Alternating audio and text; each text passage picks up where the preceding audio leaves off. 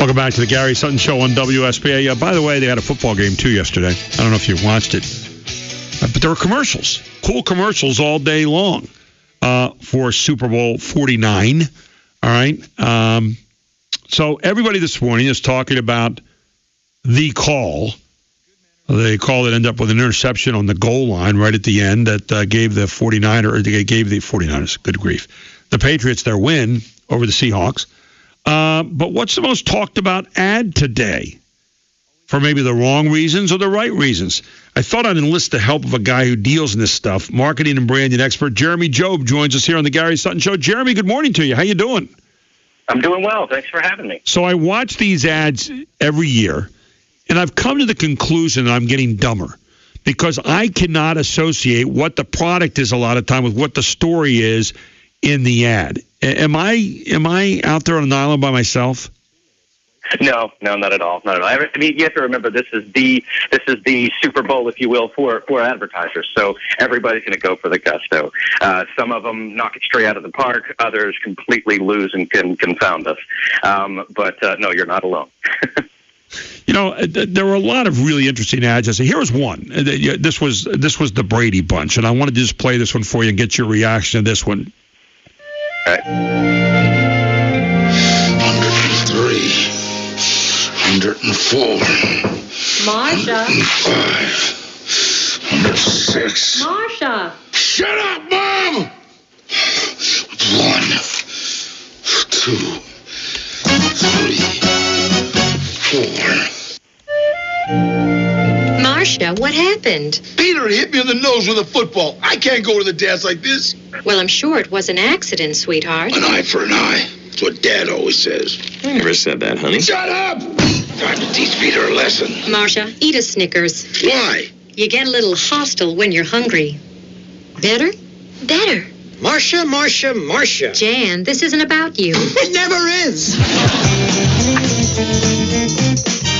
So you got Danny Trio from Machete with the Brady Bunch. I can't imagine two more polar opposites attracting right there. Can you? Yeah. Well, I mean, Snickers has been playing this bit for a while now. I was kind of expecting something different out of them. Yeah. Not to mention, this was a good ad for the baby boomer generation, even for the Gen X generation. But the millennial generation, I wonder if they even know who those two people sitting on the couch were. Well, but a lot of the millennial generation is still sitting in mom and dad's basement too. So I mean, I don't know if they were even watching TV; they were looking at their computer. But it was terrible on my part. I slapped myself.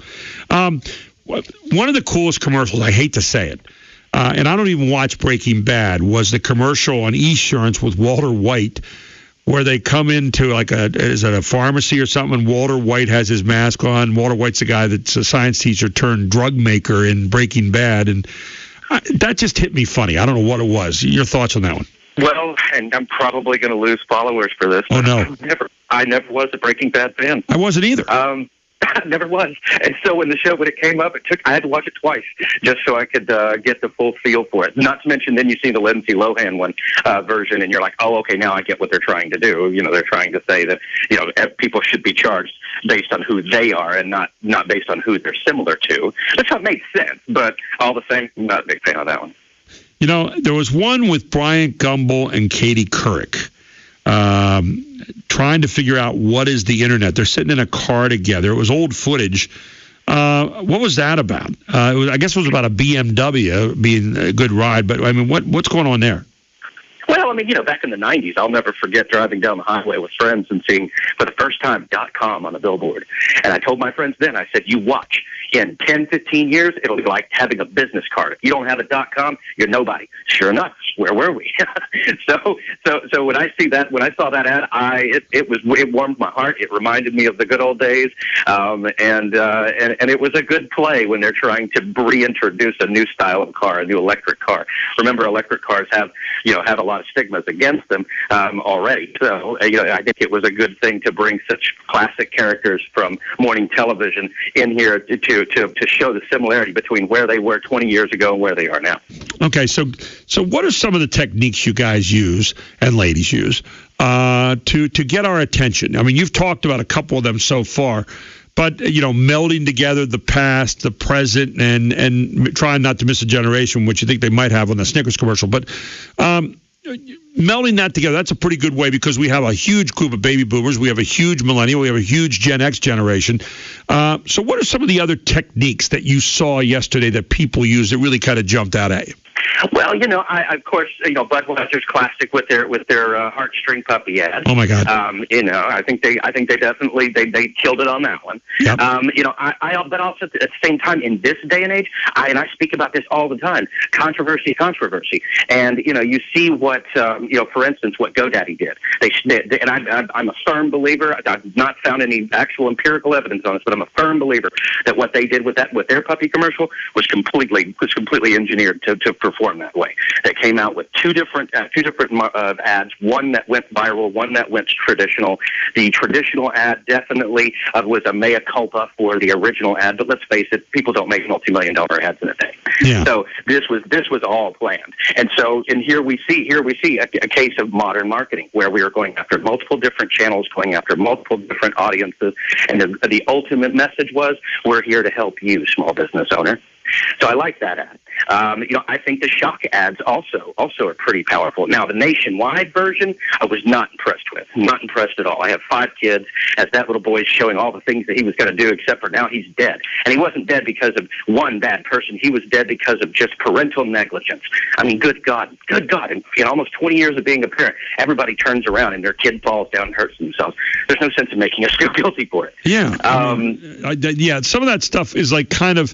Again, you lose one generation by trying to appeal to another, it seems to me. And, one generation is kind of more traditional. The new generation maybe saying not so much. They're heading another direction. Yet at the same time, the ones that felt lame for me were the NFL ones. Listen, I know the NFL's taken it on the chin this year over domestic violence. But those little throw-ins along the way, I don't know. Maybe there's a time and a place for that. I just don't know if it's a Super Bowl. Your thoughts? Well, now you were speaking about the nomore.org commercial. Quite frankly, as a father, as a husband, after seeing what happened last year with all of the domestic violence that was coming out left and right, I got to say, that's awesome. My 15-year-old daughter, I've always taught her, honey, if you're in a place where mom and dad aren't there and you are uncomfortable and you need our help, don't worry about begging us to come get you. Just go, be mean to us, be mad at us. So it raised the consciousness for you. Yeah, so it raised the consciousness for you, and I dare say maybe for a lot of other people too. One of the really here's one, and I didn't get this, so forgive me. Toyota. They have Amy Purdy on there with Muhammad Ali talking in the background about I'm so bad, and the whole thing he used to do.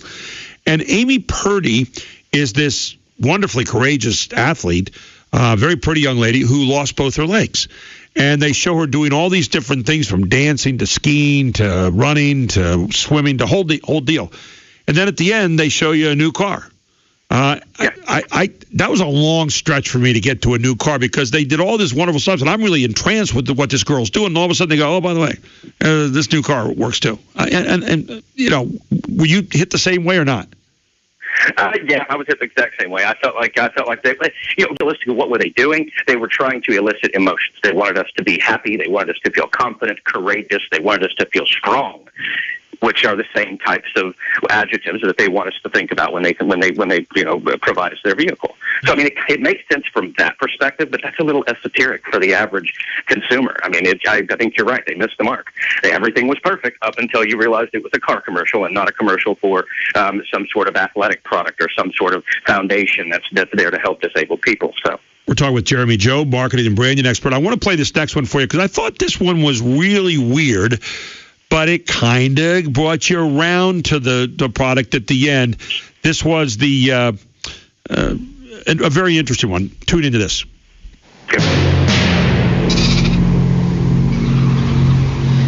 With the next pick in the first draft ever, Australia selects the kangaroo. Yes, I like that pick. Get up, hops, jump, vertical. Brazil selects the sloth. Off the field issues. Not a locker room guy. The United States selects wheat. Madagascar selects lemur. China, ginkgo biloba. Botswana selects the zebra. Uh-oh. And with the next pick, we have a trade. Mauritius has traded for the dodo bird. And Mexico selects Beach. the avocado. Great pick. Love it. That makes a ton of sense. Rich volcanic soil. Perfect weather. That'll make avocados from Mexico the ideal year-round snack. Grown with love since the beginning of time. Avocados from Mexico. The first draft ever, when they, the beginning of the earth and so forth. And that caught my ear because I thought, what's this about? And then it leads you around to the avocado, but it did bring you to the avocado, didn't it? It sure did. And I thought it was a good commercial. I love the look on the polar bear's face. She's like, pick me. Yeah, it was maybe the weirdest one of the night. Budweiser gets it every time. They had that puppy commercial. The puppy ends up going into a trailer, goes far away, comes back home, finds his way back home. Reminded me of the old movie, the Disney movie Incredible Journey. Comes back home. He's good friends with the one horse in the stable, the Budweiser Stallions, naturally. And he comes back home and he sees the farm and he's about to run down to the farm. And all of a sudden there's a wolf that comes up and he's going to kill him. And the horses hear it. And all of a sudden you have a stampede of the horses. His friends come riding out to save him. And then Dad looks out the window. And here comes the puppy coming down the pathway back to the ranch. And here are the horses behind him having saved him. Budweiser is the master of this. They do it year in and year out, every stinking year, and they get away with it. But I know some people say, they're too sappy, but you know what? And then at the end, all they do is just put up the Budweiser thing, and you already know. Yeah. Well, did you also see the other Budweiser ad? Yes. Where they're going through and basically slamming craft beer. We're not a micro brewer. We're a macro brewer. That's right. And they're basically just punching you in the face and saying, "Look, we're Budweiser. We've been around since God, and there is no competition with us. You can have your pumpkin spice peach ale, but the bottom line is more Budweiser sold than any other beer. And so I feel like they had both. They were able to tackle both of them. Yeah, Budweiser's famous for the puppy ad, for the sweet, endearing ad that makes you go, "Aw." Or when the horse winked it at the other horse the one year. Well, all that stuff. All right, the ones that I saw didn't get a real good grade. The Game of War with Kate Upton on horseback, because she always rises up out of a pool, apparently naked, but they cover that up. And then Kim Kardashian. And, they always say sex sells. Does sex really sell well in your industry? Yes, unfortunately, at times. It depends on the industry. Depends on the demographic. Right. But in the case of Game of War, you're definitely looking at an 18 to 25-year-old male demographic. Right. Granted, there is a large female fan base of that game as well, and they've been running the same type of ads for the last few months. What amazes me is you've got Clash of Clans, you've got Game of War, you've got all these that are for an app. Yeah. It's an app. And it just amazes me. 5 years ago, if somebody would have said, hey, Jeremy, you're going to see commercials, high-dollar commercials for an app, I would have just kind of chuckled. But now, wow, it amazes me. They got, for God's sakes, Clash of Clans got Liam Neeson. I saw that. Weird. I couldn't believe it. Yeah, and then the Kim Kardashian one for T-Mobile, kind of a little bit of a joke there, and it was, but Kim Kardashian telling a joke, I don't know if it quite made it. I appreciated the tongue-in-cheek. Brought a smile to my face. I've never been a big fan, so I can't say I really thought much beyond that. But it was clever. It was clever for her to take the spoof on herself to point out that the rollover minutes last for a year as opposed to ending in a month. Final two here. I'm going to go a little bit deeper with you for a moment. They got a grade D I saw today. And I was surprised. The TurboTax Boston Tea Party was kind of interesting. I'm an old history guy, so I kind of got it, but I wasn't sure at the end. I didn't walk away totally satisfied. And the McDonald's Pay with Love, and we saw the McDonald's head last week fired. McDonald's not doing that well right now. They're going to pay with love, and apparently you can somehow pay with loving, and some random couple gets picked out or whatever. What did you think of about those two? Okay, so as far as the McDonald's commercial, yes, I would say with the McDonald's commercial, it was. You're talking about a company that's been losing sales. You're talking about a company that this is the only company that has to put out a video that proves that their food rots. So needless to say, when you have that type of image, you really do need to go for the love, and you need to go for the warm family feeling. Right. You need to go for anything but calories, anything but fat Exactly grams, right. anything but preservatives. So I think they ran kicking and screaming. From all Don't the do like Hardee's does. Says eat like you mean it. I mean, what is that? And then the Boston Tea Party one. How'd that hit you? I gotta say, I'm a history buff too. I love history, but it's a tax service. I mean, it's really. Is it supposed to be funny? Is it supposed to be light? No, this is taxes. I hate taxes. Yeah. So and then from there at the very end, does that mean that TurboTax is the British Army, and we gave in to them, or? It was just. I was really lost at the end. I felt like this is kind of a rude commercial. It started out strong, and then it gradually slid down the hill, I thought, and that was it. The Doritos Pigs Fly one was really flat too. I didn't like that too much. That was kind of predictable. Yeah, I like the other one that they had spinning around online with the guy sitting at the park bench, and he's kind of a nerdy guy, and he's eating his Doritos, and he's down to the very last one, takes a crunch, and the pretty girl running by stops, turns around, looks at him all tantalizing, like, goes over and realizes that there's no Doritos in the bag, so she licks the dust off of his face. Like, wow. And then the next day, it shows the same guy sitting on the park bench again, and this time he's got Doritos crushed up in his lap. Same girl runs by, and as she's about to turn around, a big giant guy comes behind him and runs, obviously for the same thing. And it was hilarious. It's a great millennial commercial. It's kind of, it's definitely classic Doritos, because Doritos is famous for the, our flavor is maddening type commercial. So I thought it was funny. Jeremy, great stuff this morning. Really appreciate you kind of dissecting this for us, and we can't wait till next year. We'll probably talk to you again and see how they did next year. Just an overall grade for this year's commercials from you. Overall grade? I think everybody worked hard. I think everybody put forth their best effort. But I can tell you that Super Bowl 49 will never, ever, ever be what Super Bowl 50 better be. Okay. Thank you very much. Well said, Jeremy. I'll talk to you again soon. Thanks so much.